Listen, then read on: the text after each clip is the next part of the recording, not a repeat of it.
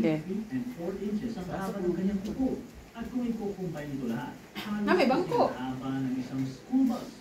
Ang pinakahaba niyang Pagkaon ito dahil medyo idungo ang camera para makita. Di ba na siya madungo? Ina-cheers sa pagkaon. Nagsimula ito para kay Lee noong 1978 nang mapag-desisyonan niyang huminto sa pagputol ng kanyang mga kuko sa pangat. Sa taong iyon, nasa 5 centimeters o 2 inches pa lang ito. Ang pinagkaiba ng mga fingernails ni Lee ay kahit na tumaas na ito ng tumaas, ay hindi pa rin ito nagpilipit. Sa halip, nabuo ito na parang malalaking arches na maganda kung titignan. Sa pagkain, napansin na ito ang editor-in-chief ng Guinness World Records na si Craig Gladey. Ayon kay Lee, resulta ito ng kanyang mag-ingat na pagmamanicure dito araw-araw. Sa kasamaang palad, naputol ang kanyang mga kuko noong 2009 dahil sa isang car accident nang sinasakyan niyang SUV. Hindi nagtamo ng malalaking injuries si Lee. Hindi kinaya ng kanyang mga kuko ang nangyaring aksidente at naputol ang mga kuko. Hinawakan ni Lee ang record sa break nito noong 2022. Sa edad na 63 years old, nalagpasan ni Diana Armstrong mula sa North Star State ang record ni Lee Redmond para sa pinakamahaba ng fingernails. May nagtawag ate o? Umaabot sa 40 feet and 10.4 inches ang haba ng mga kuko sa kamay ni Diana. Katulad kay Lee, ang kanyang kanang hinlalaki din ang pinakamahaba ng kuko na nasa 4 feet and 7 inches. Kahit ang pinakamahaba ni Diana na may haba ng 3 feet and 7 inches ay mas mahaba pa sa pinakamahabang kuko ni Lee. Ayon sa pagkabok ng chicken bang paa. Sarap ka nerkids, uy. Yung magalang putang ako nerdy. Yun na yung upat. Ang pinakakilalang record May putang ako ba? na may pinakamahabang Bukod. kamay. Ha? Hindi ko kumain ang haba ng kanyang isang kamay, aabot ito sa 9.6 centimeters o Di ba naman yung 58.1 inches. Noong 1952 pa, huling ginalaw ni Shibra ang kanyang Ayos na yan. mahabang ito ng kanyang guro kung bakit malaman siya. Sinabihan siya nito na hindi Dati o naglakas-lakas na. Dila, to, ganun po. wala siyang mahabang kuko.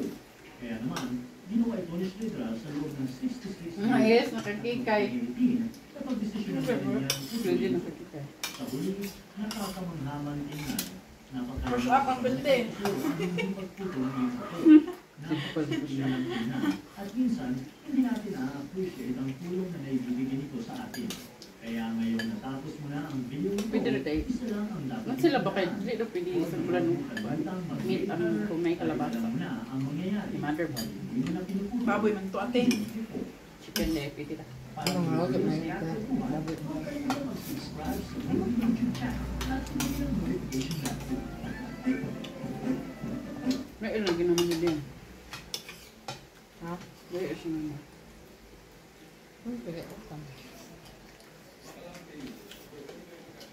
Tulog na rin. Tulog na rin ka Alexer. Alas 8 na Alexer. Alas 9 lagi pagbuot lagi diyan.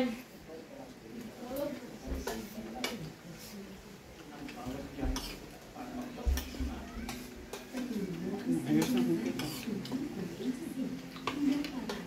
Dapat pag mana itong kaon na doon, tapos kamera.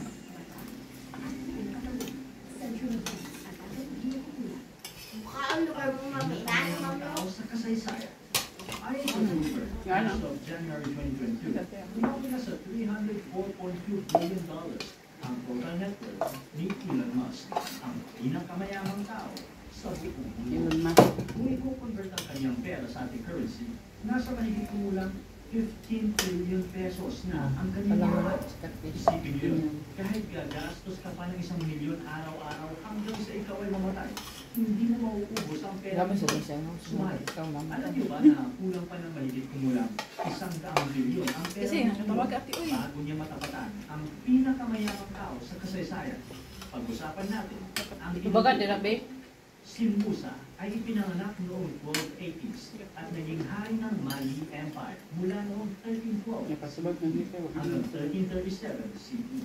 Ang Mali Empire ay isa sa mga pinakamalaking Ano yung karga sa pagluto loob kay? ng West Africa. Dabo ang kalabasa, hindi eh. 200 hanggang Naman mo kayo dito, 1600s. Umupo si Dagan Musa mo, sa sa kulaan na trono yan. nang hindi na nakita pang muli ang hari na si Abu Bakar II. Matapos itong bumiyaya papuntang Atlantic Ocean kasama ang 2,000 mga barko, sakay ang libo-libo niyang mga tauhan. Si Musa ang naging pang-siyam na hari ng Mali. Ay, iris na yun siya. At dito nakuha ang pangalan na mas kilala ng mga tao, ang Mansa Musa. Kung hindi nyo pa alam, ang Mansa ang tawag nila para sa kanilang hari. Hindi lang titulo at mga tauhan ang nakuha ni Mansa Musa. Namana niya ang napakalaking yaman ng Mali sa mga panahon iyon. Kahit maraming bansa ang nagtitiyak Nag-recall man si civil Mother. wars at kakulangan ng resources. Sa GC gali pagkuhan kay Join. At may dalawang rason kung bakit. Unang-una, mayaman ang Mali sa ginto. Sa katunayan, sa mga panahon iyon, ang Mali ang may-ari ng kalahati ng supply ng ginto sa buong mundo. Noon pa man ay ginagamit na ng mga mayayaman ng ginto upang ipakita sa mga tao kung gaano sila kayaman. Napapaingon. Naman ka. Kung may mga suot ka na gawa sa ginto, alam naman natin kung ano ang halaga ng ginto ngayon. At mamahali na ito dati pa. Pero posibleng magulat kayo sa pangalawang likas na yaman na namimina sa Mali. Ang pangalawang Siguro si Kuya yaman Dagan din. ay walang iba, kundi ang supply nila ng asin. O asin. Alalahanin natin na sa mga panahon iyon, wala pa masyadong development sa mundo tulad ng refrigerator. Kaya naman, importante ang asin sa pagpreserba ng mga pagkain. Gamit ang asin, tatagal pa ng ilang Kabili nun ta ni mama. Siyempre, alam na natin na ginagawa Pabili ni mo. mas sumarap ang ating pagkain. Ang kalakaran ng ginto at asin ang nagpayaman sa Mali. Panyapon. Siyempre, sa pinuno na din itong si Mansa Musa. Sa katunayan, ang mga lugar kung saan patok ang mga kalakalan ay ang mga nasasakupan lang din ni Mansa Musa. Kaya naman, mas lumaki pa ang kanyang kinita. Mas lumaki pa ang Mali. Katong gidala ni ate nga sitaw o kalabasa. Dabo man dahil kalabasa, ma. Chad, Nigeria. Dabo ang kalabasa. Habang mas lumalas ang yaman Oh, ng lami. isa, mas sumisikat din ang kanyang pangalan. Pero ang totoong nagpakilala sa kanya sa buong mundo ay ang ginawa niyang paglalakbay noong 1324 CE. Si Mansa Musa. Punta niya, taga-asa ang ga. Taga-asa tong kapakasyen. Pinakaunang hari ng Muslim sa West Africa. Simula sa Muslim, kinakailangan niyang maranasan ang Hajj at maglakbay papunta sa Mecca sa Saudi Arabia. At ito mismo ang ginawa ni Musa. Dapat mo na yung mag-cash out sa mong 5,000. Papunta sa Mecca. Nagdala si Musa Ay, ng cash na isang 5,000. buong katawan ng kanyang mga tagasunod. Libo-libong tao, mga sundalo at mga alipin. Kung biyahe tayo ng malayo, isa sa mga pinakamahalagang bagay na dapat meron tayo ay ang pocket money na siyang pwede natin gamitin na panggasto sa mga lugar na pupuntahan. Sir, katulog na lang ito ng Mga survey. ordinaryong tao. Wala, okay na. Nagdala din ng konting pocket money si Musa. Pero ang tanong, magkano nga ba ang kotse para sa pinakamayamang nila? Hoy, Inday! Ayon sa Namay, mga ito, utang, estimo, ano niya, kanyang si- paglalakbay, Dada. si Musa ay Oh, nagbayad naman. 21,000 kilograms ng ginto. Kaya wala may gusto ko na ako Gcash sa tema. Loader ko ba sa aming classmate kay sige ba kay kapangitag load. Sa paglalakbay ng malaking tulog.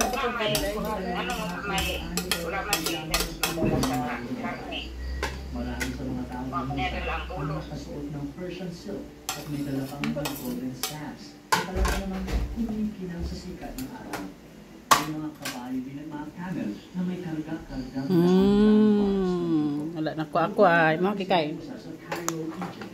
Nagkaroon sila ng hindi pagkakaintindihan ng pinuno nitong si Ali Yes, kuha. Nagkasundo din ang dalawa. Ate Janes! Basta Sina Musa sa isang magandang tirahan sa Cairo. The best among the rest. Nag-iwan naman ng ilang loob Uy, si Musa. igang kay makeup eh. May binili